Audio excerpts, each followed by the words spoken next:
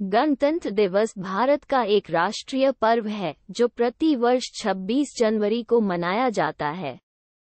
इसी दिन सन 1950 को भारत सरकार अधिनियम 1935 को हटाकर भारत का संविधान लागू किया गया था। ये भारत के 3 राष्ट्रीय अवकाशों में से एक है।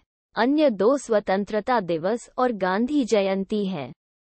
एक स्वतंत्र गणराज्य बनने और देश में कानून का राज स्थापित करने के लिए 26 नवंबर 1949 को भारतीय संविधान सभा द्वारा इसे अपनाया गया और 26 जनवरी 1950 को लागू किया गया था। इसे लागू करने के लिए 26 जनवरी की तिथि को इसलिए चुना गया था क्योंकि 1930 में इसी दिन भारतीय राष्ट्रीय कांग्रेस ने भारत को पूर्ण स्वराज घोषित किया था। इस दिन हर भारतीय अपने देश के लिए प्राण देने वाले अमर सपूतों को श्रद्धांजलि अर्पित करते हैं। गणतंत्र दिवस की पूर्व संध्या पर राष्ट्रपति राष्ट्र के नाम संदेश देते हैं। स्कूलों, कॉलेजों आदि में कई कार्यक्रम आयोजित किए जाते हैं। भारत के राष्ट्रपति दिल्ली के लाल किले पर भारतीय ध्वज फहराते हैं। राजधानी दिल्ली में बहुत सारे आकर्षक और मनमोहक कार्यक्रम आयोजित किए जाते हैं। दिल्ली को अच्छी तरह सजाया जाता है।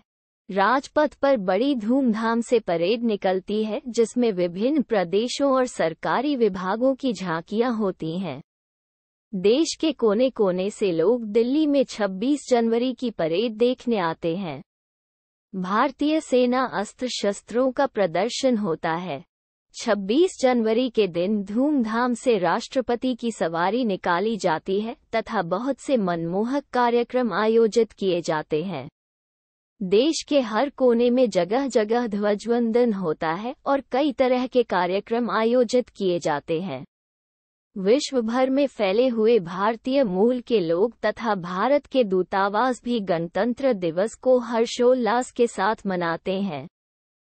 गणतंत्र दिवस मनाने का मुख्य उद्देश्य यह है कि 26 जनवरी 1950 को पूरे 2 साल 11 महीने और 18 दिन लगाकर बनाया गया संविधान लागू किया गया था और हमारे देश भारत को पूर्ण गणतंत्र घोषित किया गया। वैसे तो हमारा देश 15 अगस्त 1947 को अंग्रेजों के चंगुल से आज़ाद हो गया था, परंतु इस आज़ादी को रूप 26 जनवरी को दिया गया। तब से अब तक हम इस दिवस को आज़ादी के दिन के रूप में मनाते हैं। आज हमें आज़ादी मिले हुए पूरे 73 साल हो चुके हैं। हमारे देश की आज़ादी किसी भी एक व्यक्ति के कारण नहीं हुई। हमारे देश की आज़ादी बहुत सारे भगत सिंह, महात्मा गांधी आदि जैसे महान पुरुषों के बलिदान का परिणाम है। देशभक्त अपने देश को गुलामी की जंजीरों से बंधा ना देख सके। अपने देश को आज़ाद कराने के लिए उन्होंने अपने प्राण तक त्याग दिए। उनके बलिदानों के कारण अंग्रेजों को अपने घुटने टेकने पड़े और उन्होंने भारत को आज़ाद कर दिया।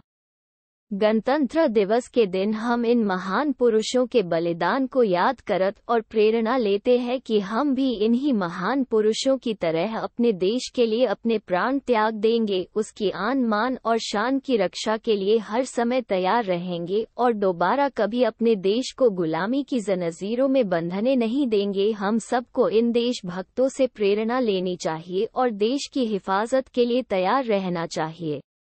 प्रत्येक भारतवासियों को भारत के शहीदों से प्रेरणा लेनी चाहिए और अपने देश को ऊंचाइयों तक पहुंचाने के लिए प्रयास करते रहना चाहिए और हर भारतीय का कर्तव्य बनता है कि वह देश के विकास के लिए अपना पूरा योगदान दे और देश की रक्षा के लिए हर समय खड़ा रहे।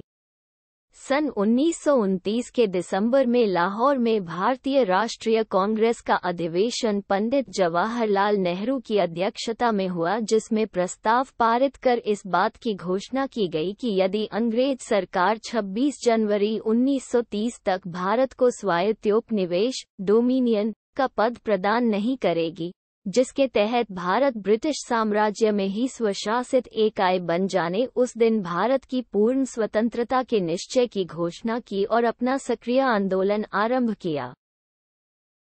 उस दिन से 1947 में स्वतंत्रता प्राप्त होने तक 26 जनवरी स्वतंत्रता दिवस के रूप में मनाया जाता रहा। इसके पश्चात स्वतंत्रता प्राप्ति के वास्तविक दिन 15 अगस्त को भारत के स्वतंत्रता दिवस के रूप में स्वीकार किया गया। भारत के स्वतंत्र हो जाने के बाद संविधान सभा की घोषणा हुई और इसने अपना कार्य 9 दिसंबर 1947 से आरंभ कर दिया। संविधान सभा के सदस्य भारत के राज्यों की सभाओं के निर्वाचित सदस्यों के द्वारा चुने गए थे। डॉक्टर शून्य भीमराव अंबेडकर, जवाहरलाल नेहरू, डॉक्टर राजेंद्र प्रसाद, सरदार वल्लभ भाई पटेल, मौलाना अबुल कलाम आजाद आदि इस सभा के प्रमुख सदस्य थे। संविधान निर्माण में कुल 22 समितियां थीं, जिसमें प्रारूप समिति, ड्राफ्टिंग कमेटी, सबसे प्रमुख एवं महत्वपूर्ण समिति थी और इस समिति का कार्य संपूर्ण संविधान लिखना या निर्माण करना था। प्रारूप समिति के अध्यक्ष विधिवेत्ता डॉक्टर शून्य भीमराव अंबेडकर थे।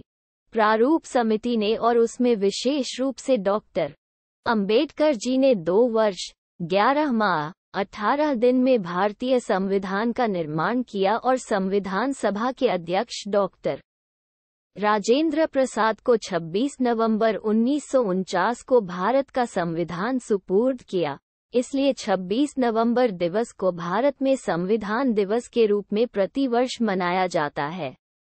संविधान सभा ने संविधान निर्माण के समय कुल 114 दिन बैठक की। इसकी बैठकों में प्रेस और जनता को भाग लेने की स्वतंत्रता थी। अनेक सुधारों और बदलावों के बाद सभा के 284 सदस्यों ने 24 जनवरी 1950 को संविधान की 2 हस्तलिखित कॉपियों पर हस्ताक्षर किए। इसके 2 दिन बाद संविधान 26 जनवरी को ये देश भर में लागू हो गया।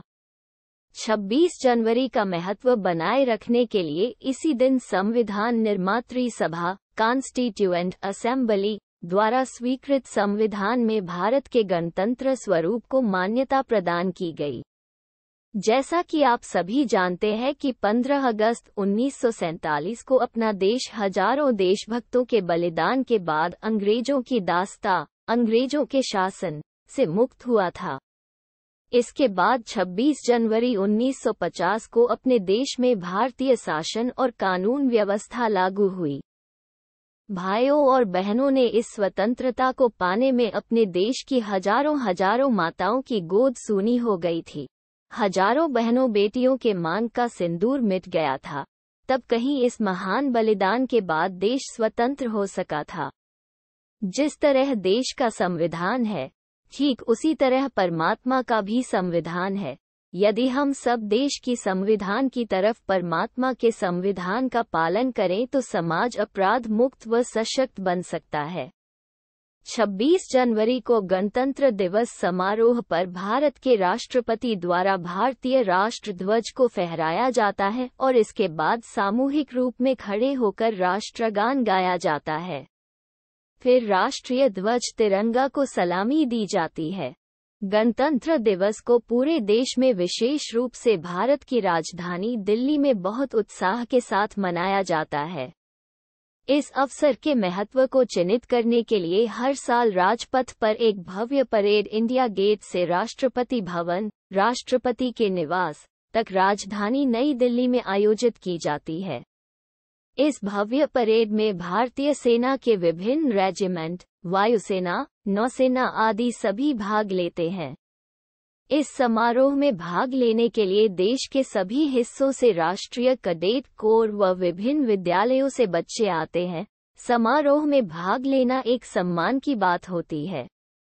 परेड प्रारंभ करते हुए प्रधानमंत्री राजपथ के एक छोर पर इंडिया गेट पर स्थित अमर जवान ज्योति सैनिकों के लिए एक स्मारक पर पुष्पमाला अर्पित करते हैं। इसके बाद शहीद सैनिकों की स्मृति में 2 मिनट मौन रखा जाता है। ये देश की संप्रभुता की रक्षा के लिए लड़े युद्ध व स्वतंत्रता आंदोलन में देश के लिए बलिदान देने वाले शहीदों के बलिदान का एक स्मारक है। इसके बाद प्रधानमंत्री अन्य व्यक्तियों के साथ राजपथ पर स्थित मंच तक आते हैं। राष्ट्रपति बाद में अवसर के मुख्य अतिथि के साथ आते हैं। परेड में विभिन्न राज्यों की प्रदर्शनी भी होती है। प्रदर्शनी में हर राज्य के लोगों की विशेषता,